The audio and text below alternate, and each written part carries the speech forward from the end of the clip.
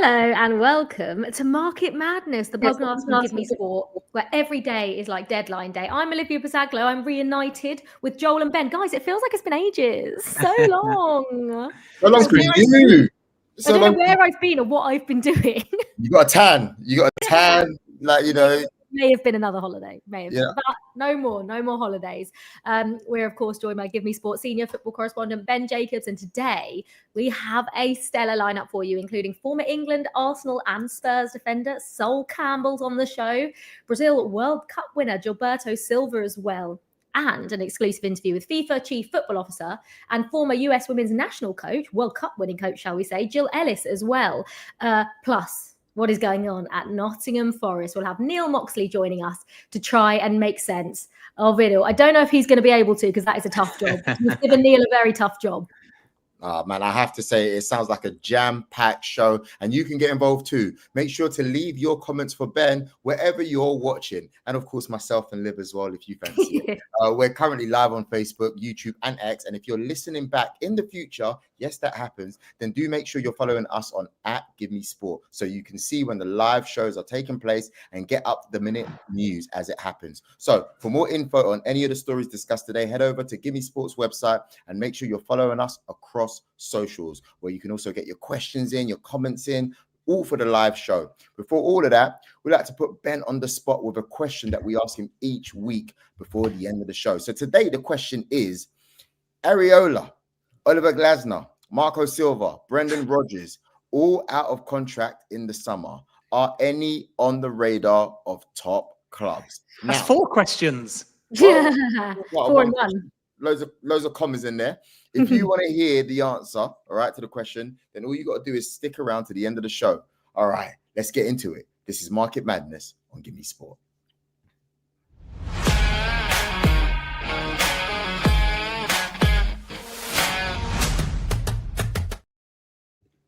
How have you guys been? It's, you know, like I said at the top, it feels like a lot has happened from since when I was last on the show to now.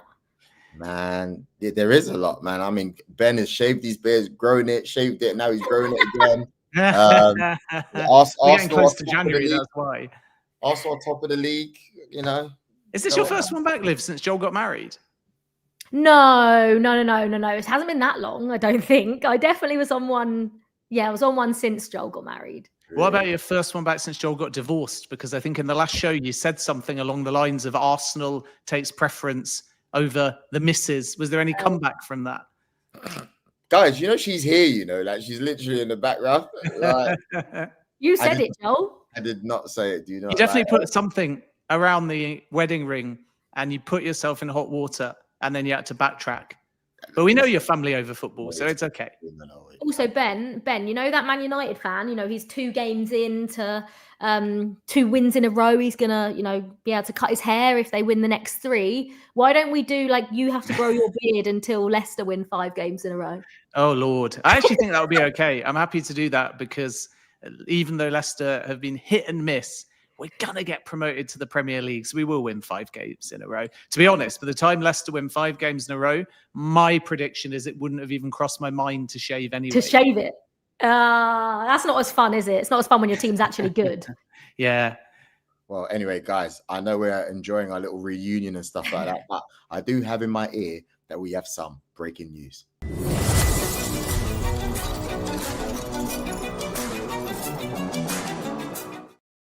Let's move away from unfairly getting Joel into hot water and give you the first bit of breaking news. And it relates to West Ham United. And what I can tell you is keep an eye on the Hammers in January because they're going to be busier than most. Nuno Espirito Santo has come in at the moment.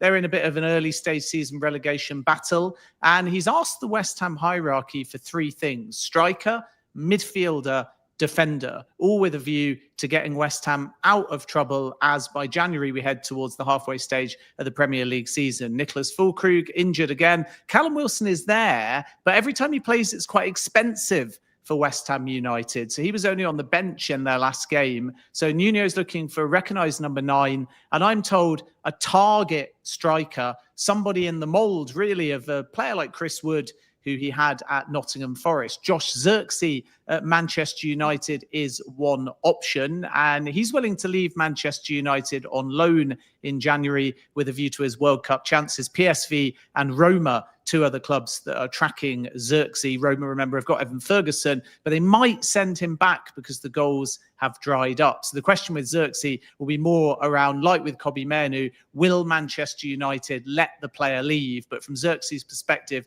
he's open to other options, albeit temporary ones, in the Premier League. Then in the other targets that have been discussed, we've heard a lot about Ivan Toney maybe returning to the Premier League, West Ham linked. My understanding there is Al Ahly want to keep the player, and Toney said regularly that he's relatively happy in Saudi Arabia. It's not unthinkable with the World Cup in mind he'll get an opportunity, but by no means definite that he leaves Al Ahly. It would also be a loan midway through the season. Then in the midfield, we know James Ward-Prowse is out of Nuno's plans. He had him at Forest as well. Bit of a statement. If you recall, he was dropped from the squad for the 1-1 draw against Everton. And even though Magassa and Fernandes have both come in, and Nuno has asked for more pace in midfield, a 6 or 8 that can get box to box. And I'm told there, Kobbie Mainoo is still liked by West Ham if Manchester United let him leave, and Morten Frendrup at Genoa and Andre Santos at Chelsea are two other players. As far as Chelsea are concerned, Santos is simply not for sale, so that one may be a non-starter. And then in defence, keep an eye on Charlie Cresswell at Toulouse, the former Leeds defender. West Ham really like him, and maybe even Ezra Mayers, who signed a new deal at West Ham, might get first-team opportunities. But I'm told on the defensive front that if Nuno is to get a defender, he'd like someone a bit older and with a bit more experience rather than a player simply for the long term. So a lot to get through there. 3 different positions that West Ham are targeting, and they're going to be really busy in January. I think they need 11 different positions, to be honest. Sound like a hater. Now, I'm not a hater. West Ham are a better place. The Premier League is a better place with West Ham in it. I don't want West Ham to go down, regardless of how bad they are. But they need more than 3 players to sort this out. It's a complete mess. 100%. I mean, it's easy for you to say because your club just buys everyone. You know what I mean? But anyway, let me move it on, okay, to Nuno's former club. Some strange events happened over the weekend. And Olivia, you had front row seats to witness it all. Yes, we all know, but within a few minutes of Nottingham Forest's defeat by Chelsea, Ange Postecoglou was sacked. You were in the tunnel. Liv, how did that play out? Oh, honestly, it was just like, I think we were all prepared that if Chelsea did lose, no matter if Chelsea did win, no matter sort of how the game went, if they won by 2 or 3, that Ange was probably going to go. And after that first half, I was thinking, oh God, like these chances are probably going to come back to really hurt them, because they had 3 clear-cut chances, just didn't put them away. And then the second half, all it took was 6 minutes, wasn't it? And the game was practically over. And at full time, I was in the tunnel, and sort of we saw Ange come in, go straight into the dressing room. And basically there's 2 doors to the Forest dressing room. There's one right opposite the tunnel. So they go straight in, and there's one like sort of round the back towards the car park. And all we saw was Ange walk in, and then he just walked out, rucksack on, and no one ever saw Ange Postecoglou. It was the last time I was seen at the City Ground. And it was wild. It was so busy, and obviously everyone was just waiting for reaction. I actually found out, I was about to interview Pedro Neto, and I heard like over like an earpiece, someone go, he's gone. And I was just thinking, oh, wow. Like, and part of me is like, it would have been really harsh to let Ange do all the post-match, do the press conference, and then sack him. Because I was like, you could have sacked him like in the evening. But then it's like when Graham Potter got sacked at West Ham, everyone was like, oh my God, how did you make him do the press conference and then sack him? So listen, harsh from Evangelos Marinakis. As soon as that seat was gone at half time, at about 60 minutes, I think we all knew the answer to that. Edu was down in the tunnel, sort of wandering about. Liv, do you know what it was? So to interrupt you, but it was the tweet. That is one of the fastest tweets I've ever seen regarding a sacking. Now, you wouldn't know because you was actually there presenting. Yeah, I didn't know. Yeah. That tweet was so quick. I thought it was fake. It was. But it's obviously just been scheduled, isn't it? Or it's been like written, put in the drafts, and then as soon as someone's been told to send it, they've just sent it. And I did feel bad for Ange. I thought it was a little bit disrespectful to do it in the manner in which it did. Yeah, Edu got asked to do post-match, and the Forest press officer lady came over and was like, so it's been suggested that you do post-match, and he literally just laughed and went, absolutely not. I was like, can you imagine Eddie standing there and doing all the broadcasters? It would have been absolutely hilarious. But yeah, so it was a bit of a wild day, and obviously they went to that meeting and then came back. So we were standing around there for a good hour and a half, just waiting for someone from Forest, and we were talking about before, it was Ryan Yates, who didn't even play, bless him. He's obviously been at Forest ages. He's obviously seen loads of managers come in and out. He sort of understands and gets it. And he was lovely. And I just felt really bad for him. But yeah, overall, I mean, I'm not quite sure I'm going to have a day like that at work anytime soon again. But yeah, it was crazy. No, it really, really was. Moving it along, Neil Moxley is GiveMeSport's Midlands football correspondent, and he joins us now. Even by Nottingham Forest standards, this has been a dramatic week. Ain't that right, Neil? Absolutely, guys. First off, thank you very much for having me on. But yeah, I mean, it's been like a soap opera, hasn't it? Pretty much since the opening day. Well, before the opening day of the season, when Nuno Espirito Santo said he wasn't very happy with the timing of the signings that were made, and since then you just can't take your eyes off it. It's just been one jaw-dropping moment after another, really, to be perfectly frank. It's been great for us lot. We've just sat back, kicked back, and watched the drama unfold. But if you're a Nottingham Forest supporter, it's been car crash viewing, really. Oh. Neil, once obviously, you know, we know that no one wanted Nuno to go. We know the players didn't want Nuno to go. When Ange got brought in, what was your? Because I'm not really sure. I know of many people that thought that this was the right signing, and the only way I can look at the way that Evangelos Marinakis did ended up hiring Ange is he's hired him, and immediately he's known he's made a mistake, and so he quickly rectified that. But I mean, apart from that, it was so harsh and so disrespectful. What did you think? Yeah, I mean, Ben will know this as well. You know, I mean, Evangelos Marinakis, the Forest owner, presented Ange Postecoglou with a prize at the Greek Football Award ceremony earlier during the summer. So he was always he was always likely to be on the short list if anything happened to Nuno Espirito Santo. And it appears that shortlist was extremely short. There was Ange on it and nobody else, to be perfectly honest with you. So obviously he got stars in his eyes, Marinakis, and he appointed, you know, a guy, and it was either going to be boom, and he was going to be going to get his methods were going to get bought into in the first instance, or it was going to be bust. I don't think there was ever likely to be any middle ground. The problem, I think, that had actually fed into the narrative was that the players really like Nuno. He's a very tactile sort of guy. He's very approachable and amenable. He's a real arm around the shoulder. He has his moments. Most Premier League managers, know when to press the button angry if they need to. But the top and bottom is that he had a lot of sway in that dressing room. You know, he'd been through a lot with some of those players. You know, when he took over from Steve Cooper, Forest were hovering around the relegation zone, and with their help, he sort of transformed them into a side that was pushing for the Champions League last year. I mean, that's some going, and to do that, you have to have buy-in to the manager from the players, and they did. So there was probably a bit of a hangover from the decision to sack Nuno. They probably didn't really understand why. And obviously, once Ange tried to implement some of his methods on the training pitch, we've all seen, heard the rumours, not heard the rumours, we've seen the evidence of it at Spurs. Then, things started deteriorating pretty quickly. And these days, particularly within football clubs, if a group of players isn't, as I know it's a cliche to say it, having the manager, then the clubs do find out about it fairly quickly. And like you've just touched on, Olivia and Joel, the fact of the matter is that the press release was in the drafts. It was issued within 17 minutes of the game actually finishing, which must be a world record for seconds after a football match. And his time was up. Obviously, I feel a great deal of sympathy for Ange Postecoglou. I think he was on a bit of a hiding to nothing, but I'm sure it'd be tempered by the massive payout he gets. And good luck to him. I hope he thrives, because he's a bit of a character, and I don't think really it was ever destined to succeed at the City ground. 39 days in charge, and the statement was exactly 39 words, so maybe it was pre-written. Good to see you, Neil. Two-part question from me.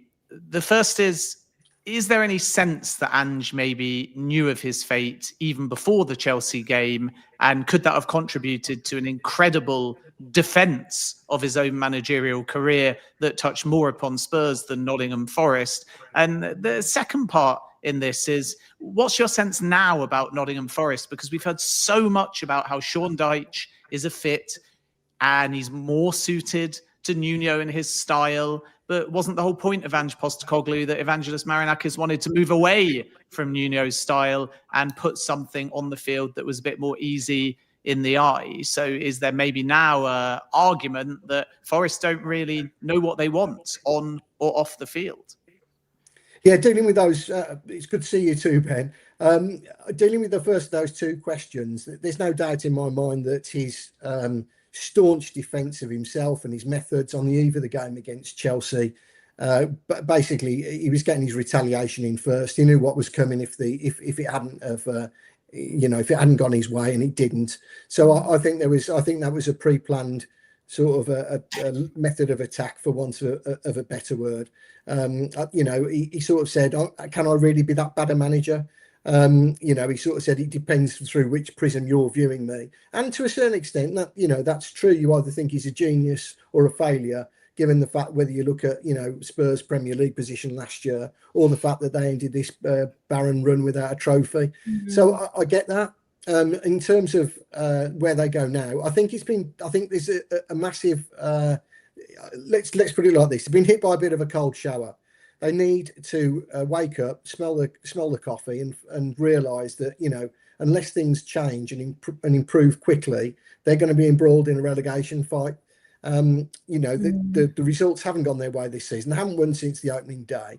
And in terms of a good fit, then they need somebody to come in quickly and sort out the chaos. One point I did want to make, guys, is that Nuno Espirito Santo's original criticism was the fact that he didn't have a settled squad with which to plan the season. And when you look at the likes of the players that have come in, the likes of Amari Hutchinson, I'm just looking down the list here, forgive me, Amari Hutchinson, Delaney Bakwa, Arnaud Kalimwendo, James McAtee, Jay Cunha, Nicola Savona, Douglas Luiz, Alexander Zinchenko. There's 6 or 7 players there, none of whom were signed prior to the start of the season. So, it's been, Ange Postecoglou was trying to learn about these players as well, while trying to win football matches. And it's a very difficult trick to pull off. Now, Sean Dyche has got exactly the same problem, and he's got fewer games now in which to make sense of the madness. But he's cut through the problems at Everton with success and kept them in the Premier League. And he did so at Burnley for over a decade. So yes, I do think he's the right man, in the right place at the right time. Last one from me here, Neil. We've talking about Ange and of course Nuno. My question is, does Marinakis actually care? Because everything's falling aside. Like, you can see it's a mess. He's a good manager. We're always here talking about the topic. Does he care?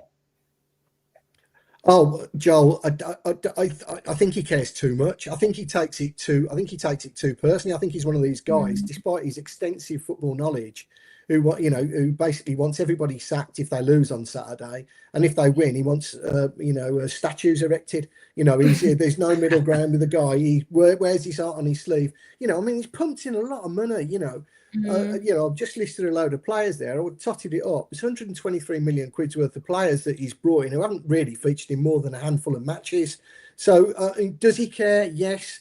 Does he take it to heart a bit too much? Yes. On one sort of hand, I really admire his passion. On another one, you just wish he'd sort of take a step back and understand sometimes, that you can't throw everything up in the air just because you've lost a couple of games in football. Neil, as well, obviously 39 days for Ange Postecoglou. Listen, we know that Sean Dyche is probably, in terms of the squad and the players, is a better fit for right now. But genuinely, what happens if Sean Dyche has a really poor start? Are we going to be sat here in 39 days' time going, oh, well, it's another manager that's gone? Even though I don't think, I don't think that will happen, because I do think Sean Dyche will get results at Forest. But what happens if, could you see this happening again if Sean Dyche doesn't hit the ground running? Oh, Olivia, imagine that. Imagine them sacking him after Well, we another can imagine that, I can't mean, we, what Neil? sort of message does that send out? It's worse than Watford, isn't it? I mean, you know, I can't, to be perfectly honest with you. I think Sean Dyche will make sense of the madness. But if he doesn't, then I don't think they've got much option really, other than to stick by him. I mean, look, we're almost at the end of October. We've got an international break coming up in November, and sort of in December, the board's going to be asking, you know, Dyche for his recommendations as to what he wants to do in the January transfer window.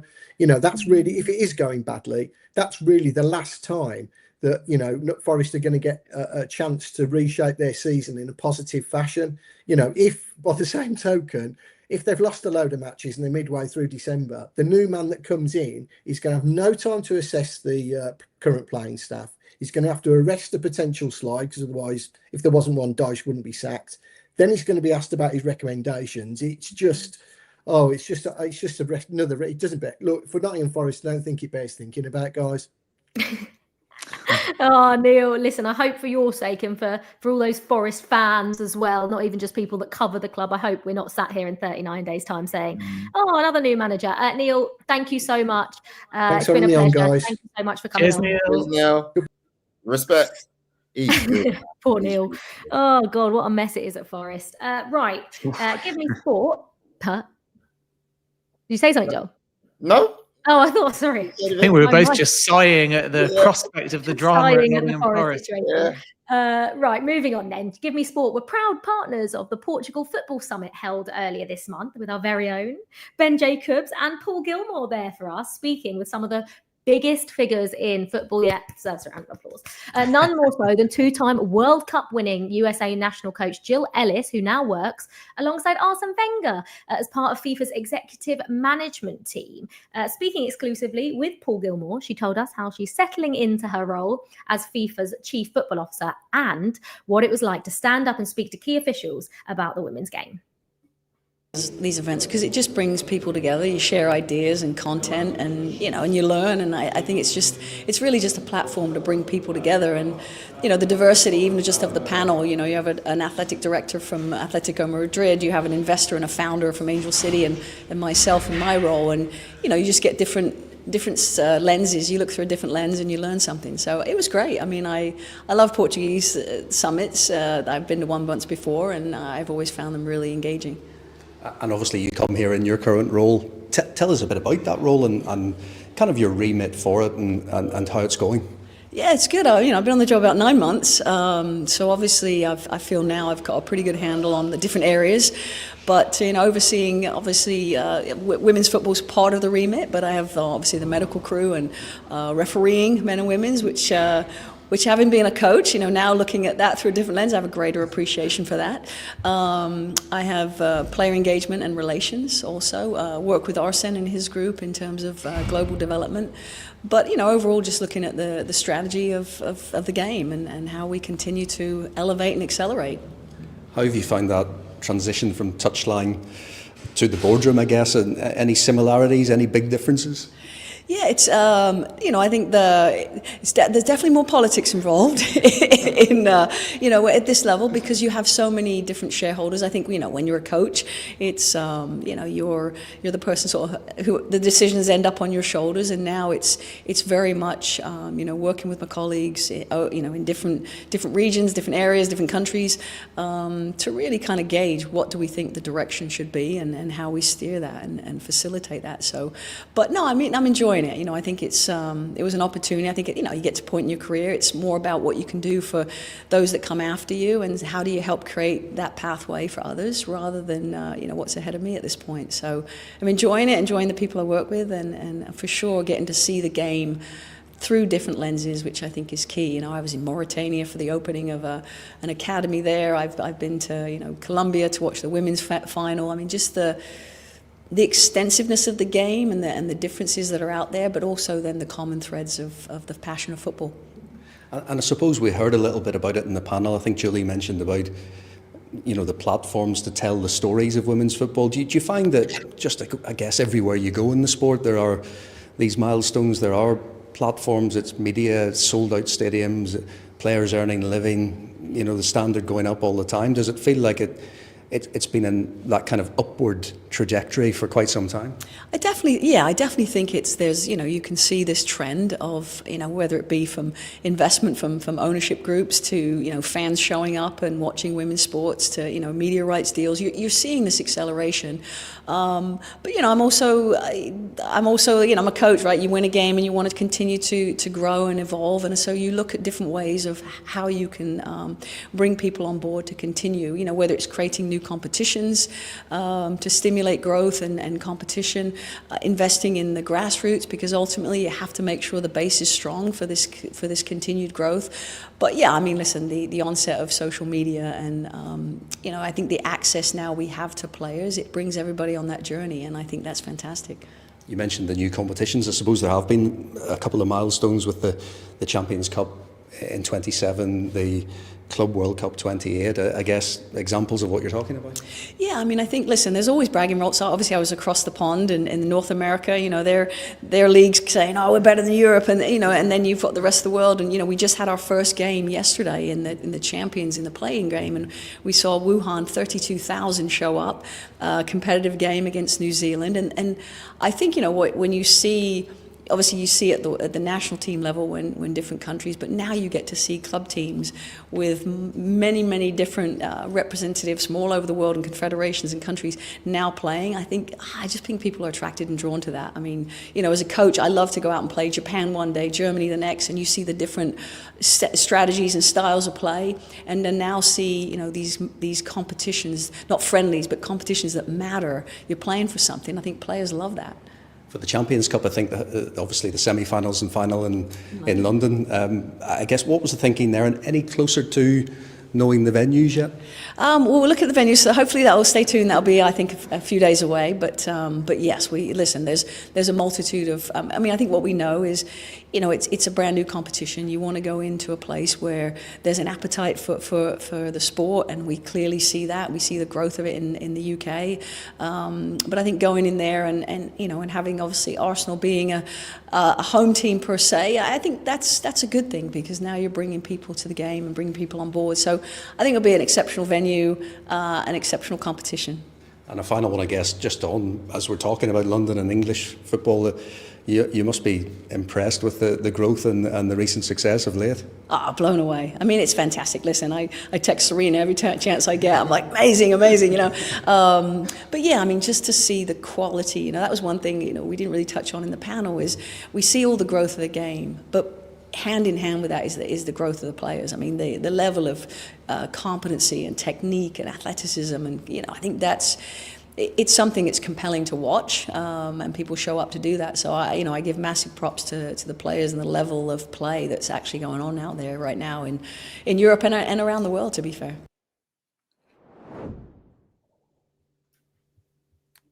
There we go. Ben, I have to say, you really get around. Can you tell us a little bit about yourself, please? Yeah, I was in Madrid actually just a few days ago for GiveMeSport as well. But Portugal Football Summit, we were the official media partner. And as you've heard, it was Paul Gilmore and myself. We were on the ground. If you go to the GiveMeSport YouTube page, you can see all the interviews in full. There's probably a dozen of them. And then on the GMS website, right at the top, there's a tab that reads Portugal Football Summit, and all of the written articles are there. And it was fascinating because we walked in on day one and there was a glitzy opening ceremony at the headquarters of the Portuguese FA. And I looked to my left and Bruno Fernandes was just sitting there casually by himself. So I started to go over and I bumped into somebody, and that was Cristiano Ronaldo with his back to me. So the entire Portugal football national team were there. And it just sort of shows you the power of one clip, which I don't know whether it enthuses me or saddens me, because I'm there with my journalistic hard nose. But I took one video, which was basically Ronaldo on the stage and he's waving at somebody, and it's Roberto Martinez, and everyone's up for a photo, but Martinez is too humble. So he's sitting down in his seat away from the squad, and Ronaldo just beckons him over, and then up they come on stage, they shake hands, they take a photo. And I think that did over 1 million on the GMS TikTok alone. And there's me with my 30 lists of questions trying to generate 30 amazing news stories, but one small video. And you know this, Joel, because obviously you're very familiar on TikTok. And then other than that, I did a panel on the future of modern journalism. And we interviewed a number of names we'll hear in a moment from Sol Campbell and Gilberto Silva. But I also want to single out Pedro Caixinha, fascinating interview with the former Rangers manager, mostly because at the time there was a vacancy at Rangers and he was only there for a very short period of time, much like Russell Martin. And he told us very candidly, and this interview is available on YouTube, like I say, that his time at Rangers was undermined by, quote, leaks and gossip. So that was a really strong line that's got a lot of media attention. So great few days. Paul Gilmore and the whole team did a fantastic job. And I think that's the first time that GMS have ever been an official media partner for a global sports conference. And hopefully we can do it again in 12 months' time. Yeah, absolutely. Go on, GMS. That's unreal. I like the plugins as well there. Sorry, Liv. You made sure everyone got their love. That's why we love Ben Jacobs. Even your TikTok, Joe. What's the handle? Oh, Cheeky Sport. There we go. You got over 500,000, haven't you? 800,000, but who's counting? Go on, Joel. Yeah, right, anyway, back off. Let's move on from the social media chat, shall we? Let's go, because I think we've got some breaking news involving Newcastle United.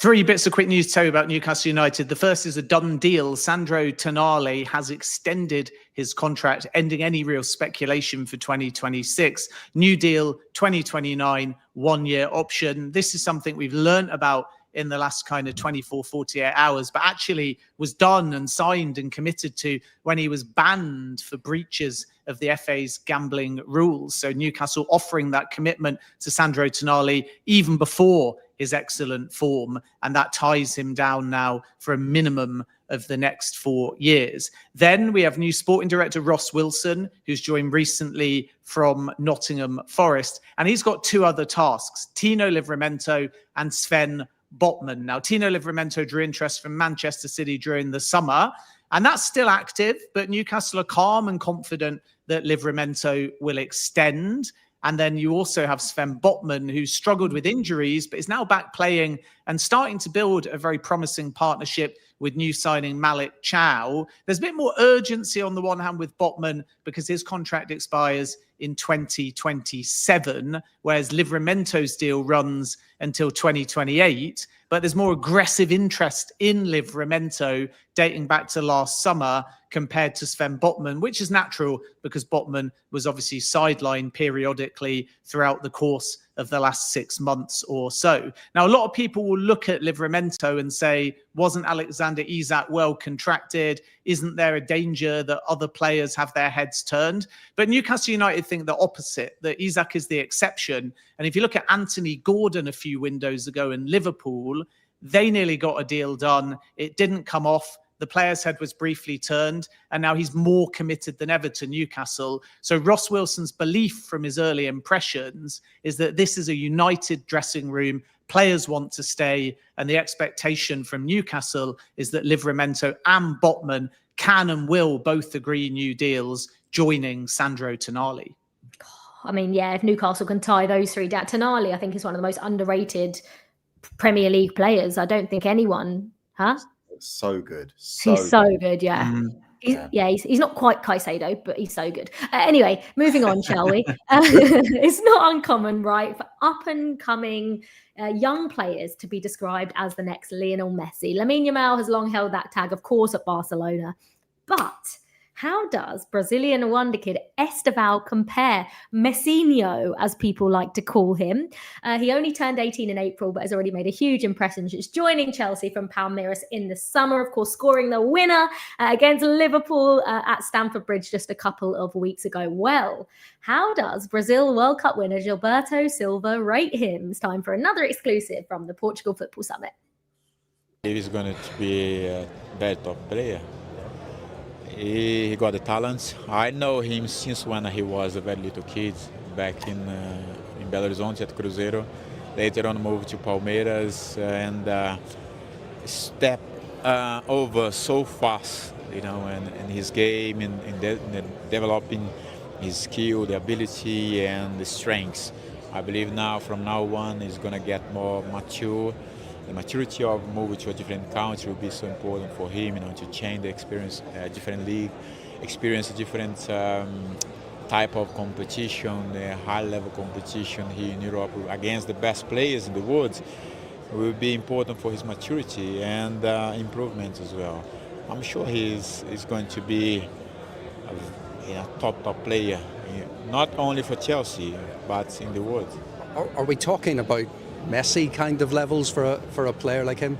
No, it's too early to talk about that and put this pressure on him. You know, I like for him to develop, because he's so nice guy, nice boy, and very humble to be compared like this. I don't want to compare, but he has the ability to become a good version of Estevao, you know, to achieve things with Chelsea and to help them be at the top as much as he can. Just a couple from me.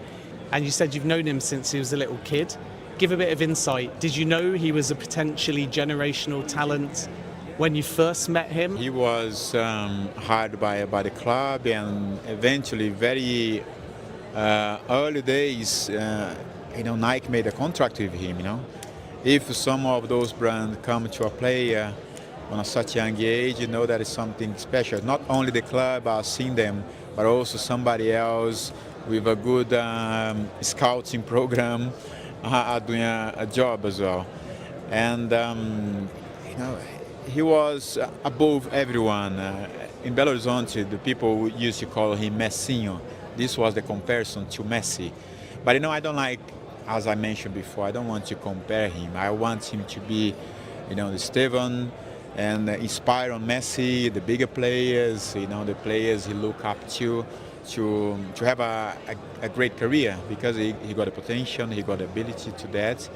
And one of important aspect, you know, because he got a good family foundation, which is so important for him to keep his mindset right, and not get lost, you know, in this world that sometimes can be a trap, you know, if you just forget and stop doing what you have to.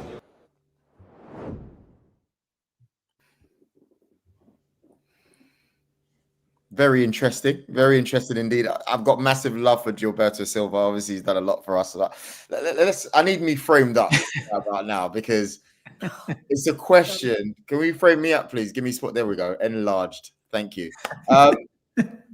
Don't ruin your time, Joel. This is your time. Spit it out. Come on. Estevao, I think he's brilliant. At the age of 18, he's doing incredible things, and he is better than Noni Madueke, even though shout out to Noni. But the way they're talking about him, he's not Neymar, and he's not Lamine Yamal. He's a very good player, and one day he's going to be world class, maybe, but he's not going to get to the levels of Neymar or Messi or whatever they're talking. Why not? No, because it's just due to ability. Like, I think he's got great personality. You can see him. I love him. He's cheery. He's dancing like most of the Brazilian players, right? But even though his record was incredible over there in South America, let's be real. What Neymar Jr. was doing, you know, even before he got into Europe, was just in a league of his own. And but Estevao's numbers, Joel, are ahead of Neymar and Messi for his age. Well, for his age, but we're talking about the Premier League here. And let's be real, he's a good player to have, and he's had good points this season, but he's not the best player in the league. What I would say is Lamine Yamal, right? To me, no one can be compared to Messi, but if there was going to be a youngster that's going to be compared to Messi, it's Lamine Yamal, right? But I understand why people are comparing Estevao to Neymar. He's not just doing it for, listen, only time will tell if he goes on, but Neymar, obviously we never saw Neymar in the Premier League, right? Estevao's at the Premier League at 18. And everyone just watching him, right, whether he gets a goal or an assist, Joel, you know by just watching him, there is something so special about him. He's slight, he's tiny, there's nothing of him, but he will leave defenders like that. He's on the halfway line, he's knocked the ball past two. And I mean, it's exciting. He's not even just doing it for Chelsea. He's doing it for Brazil. He became the youngest player to score twice for Brazil since like the 1960s or something like that. I think it's a little bit harsh for you to say right now that he cannot go on to achieve what Neymar achieved. Obviously, Neymar was playing in like the best, to me, the best club side we've ever seen, or at least one version of that. So it's always tough to compare careers of players when they've played at different leagues. Neymar's one of the best players that's ever touched the football. And we're talking about. Yeah, isn't Estevao one of the best young players that's ever touched a football? If you're talking about young players right now, he is, but he could be the next Richarlison. You know, he could be. You just nicked that off a producer, Joel. I'm not giving you. I am not giving you that line. He has just nicked off a producer, right? He doesn't think that. He thinks that Estevao could be the next big thing. I'm not having it. Catty. That right there was catty what you did. But I do it happens when you come for Estevao, Joel. I do agree. I have to be honest with you. I am a big fan. And like I said, I do think he's better than Noni. He's definitely an upgrade. And I'm comparing him to Noni. But I generally think Neymar is one of the best players to ever touch a football. I think he's underappreciated, Neymar, massively. Yeah, he really is. Like, he is one of the GOATs. When you look at Estevao, right, this is my last point, right, even with his age, is he good enough right now to be in a team of those greats? You see Neymar, he could have already fitted in with Ronaldinho, with R9, with, Kaka, you name it. But even at those young ages, those ones that I've mentioned, they slotted in. I don't know if Estevao fits into that team. That's what I think of when I think Brazil. Neymar could. Can he? Yeah, but you'll see at the World Cup, and I think this is what's going to be telling. You score a goal against Liverpool, okay, it was close range but difficult angle. He kind of announces himself to a slightly wider audience. He scored a phenomenal goal against Chelsea at the Club World Cup, which was interesting because, of course, had he knocked them out, then he would have immediately joined. And now, between the next Premier League run-in to the festive period, I think he's going to start more and more. And then by the summer, he's highly likely to be in that Brazil team for the World Cup. So I think you might be eating humble pie quite quickly here, Joel. He ain't better than Saka. Anyway. He is. No, he's not. Better than, okay. He's better than Saka was at 18. Yeah, I'll give you that. I'll give you that. No, I'll give you that. I think he's phenomenal, by the way, but he's just not Neymar or Lamine Yamal. Anyway, listen. Next up, we've got one of my favorites, an invincible defender, shall we say. And he's done some great ads recently, which I shall not mention unless they sponsor the show. He's one of my favorites. He is probably the most underrated centre-back in the generations that I've been watching football. We're here with the one and only Mr. Sol Campbell. He's done really well. He's come in a couple of times and he's played really advanced for his age. He's going to make slight mistakes here and there, but that's normal. But he's quick, he's strong, good position where good passer. He knows what it's all about. He's responsible, and also it looks like he cares about the game as well. He wants to produce a good performance every time he goes on the pitch. And he thinks he can learn a lot from Saliba and Gabriel, and that's what you want. You want these young players that if someone gets injured, he comes in and the level doesn't drop, and it didn't drop with him as well. So he's nipping at the heels of the guys. I think you need that professional kind of struggle. That if I drop and he's in, and it's a friendly. You need that friendly rivalry within a team. That if he drops, not saying I want to go in, I want you to be injured, but just if you drop and I get a chance, or you're injured, I get a chance. I think you need that. You need that pull and push, and maybe keep everyone on their toes. And I think it's important for a football team, because sometimes you can drop off a little bit, and then the performance just drops off, and it takes a little edge off you. And I think that's the difference you need at the end of the season to win something. And with Saliba, the renewal is as important, isn't it, as a new signing? Yeah, I mean, for me, you've got Real Madrid sniffing around, and you don't know what's going to happen. I've seen some clips. He's been an Arsenal fan. Thierry Henry was one of his idols. I think he's at a place where he's comfortable in the sense that he can win. He believes they can win. He wouldn't sign the contract as well if he didn't believe. So everybody has to come together to kind of totally believe. So, there's a lot of guys have signed 3, 4, 5 years or whatever. They just have to win. How they win? They this year they've got to win by hook, by crook. Get a lucky win or lucky break here and there, but you've got to work for that lucky break. And I think you can you know, they need to win something to kind of allow everyone to really say, hey, this is what we can achieve. Wow, there you go. One of the best centre-backs ever, giving praise to one of the future best centre-backs ever, Mosquera. It was interesting, you know, he was out there rating defenders. I don't know, what was your thoughts about that? Because I'm giving it to you, Liv, because you tend to not like to give my players the credit they deserve. So go on, what do you think? No, you like Mosquera's good. Like, he's obviously not as good as Saliba or Gabriel, and I still think there's a gulf between the two, sort of the levels of those two and the level of him. But your squad's amazing. Back to Sol Campbell though. Obviously a great centre back, great defender. The fact that I don't know where he did it. He was basically like, stay quiet until you hear a better centre back than Sol Campbell, and he stayed quiet through John Terry. He stayed quiet through Rio Ferdinand. He stayed quiet through everyone apart from Maldini. Isn't Maldini a left back? No, he stayed in both positions. Centre back, left back. There is no way that Sol Campbell is better. You know, very, very, very good centre back. He's just not better than John Terry. He's just not. Am I right or am I right? I think you are right. I think he did overrate himself a little bit. But I think he's underrated. I think Sol Campbell. Yeah, and also you have to be delusional. You have to think you're the best, you know, like Michael Owen said it the other day on Rio's podcast, and he was just like, if you eventually what you believe matches up with where you believe, if that makes sense. So I would like to see some form of honesty though, you know, just like some form of like, you know, like there's one thing being, you know, you've got to back yourself as the best, but like also like there are just going to be players, unless you are the best defender of all time, best centre back of all time, there are going to be players that are better than you, and that's also fine. Yeah, but maybe he believes. Maybe. He is. So what do we do then? Yeah, true. Maybe, yeah. Yeah, it's hard to compare because he was part of such an iconic Arsenal team, and it was such a, at the time, contentious move. And you think you will have that confidence, that arrogance, and he backed it up. For me, in Premier League history, removing the current ones because they've still got games before they retire. But if you only look historically, Terry's above him. Vidic is also above him for me. Very underrated Premier League centre-back. And you know something? Vincent Kompany might also make my ranking higher than Sol Campbell as well. Yeah.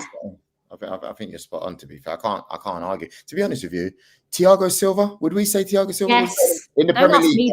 Don't ask me that, Joel. In the Premier League, what would you say? Didn't join young enough for me, but completely iconic and brilliant. And obviously won a Champions League, but didn't join young enough for me to make a like-to-like Premier League only comparison. But in world football, he would be in my top 10. Oh, I love that man so much. And sticking with the theme on Chelsea, why not? Because we've got more breaking news, and I think I'm going to like this one.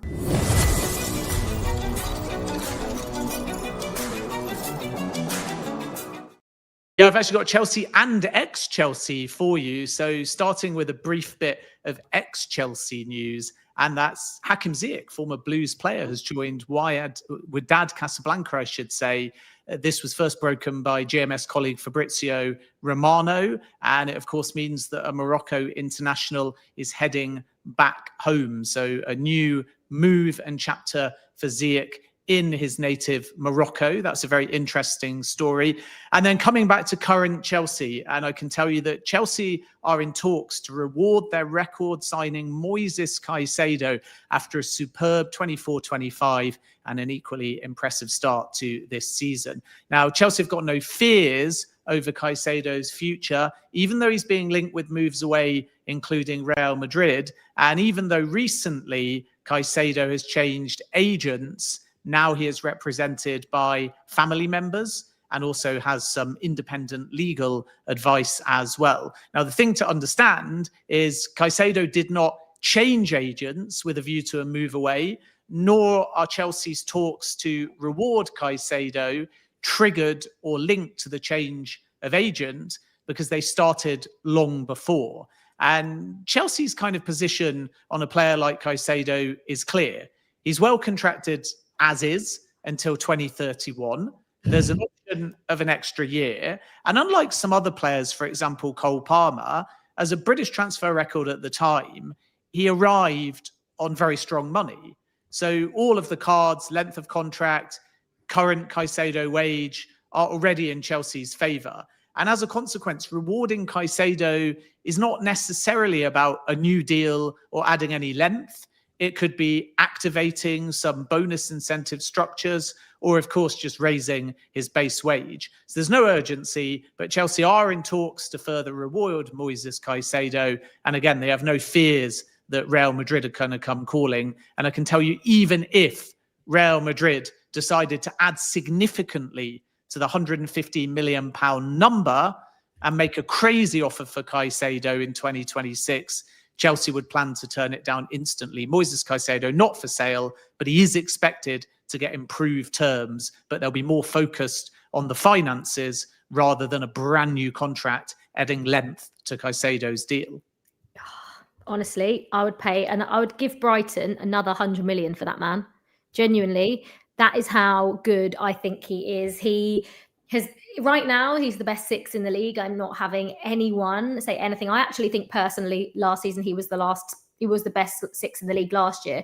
But Gravenberch. Yeah, but the issue is that Gravenberch was in a title-winning team, so I understand him being in the team of the year. But if you watch Caicedo, Gravenberch was better. If you watch Caicedo last season, and the only people that say he's not, do you know what is annoying about Moises Caicedo?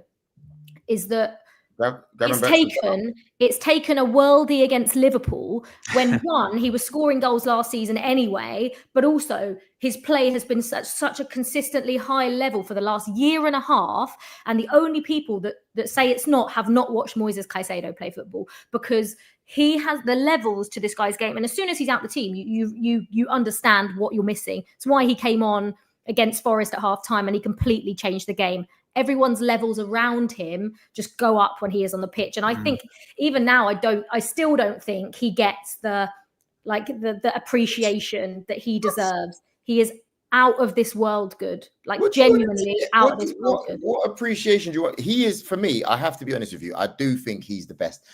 I have a soft spot for Gravenberch, and I do think last season Gravenberch was better than him. He was. Individually, no, but in a team, yeah, I agree. Yeah, I think also, though, the sort of biggest, I know it's backhanded compliment to both Moises Caicedo and Enzo Fernandez is we probably had a year, if not longer, where everyone that didn't like them, every opposition fan, it'd be price tag, price tag, price tag. When was the last time you've really heard opposition fans mention the price tags of Moises Caicedo or Enzo Fernandez? And although that's not quite overt praise, the omission of battering them by 100 million plus price tag shows you, I think, that they've won quiet respect from rival fans. Ben, I think you're totally wrong with Enzo Fernandez on that one, because I can concede a little bit to Caicedo. And on another note, I think if Labia was fit, he would be up there as well. Like, I think he's unreal, right? Yeah, but when it comes to Enzo Fernandez, he does not get judged like 100 and something million pound player. He does. I think he does.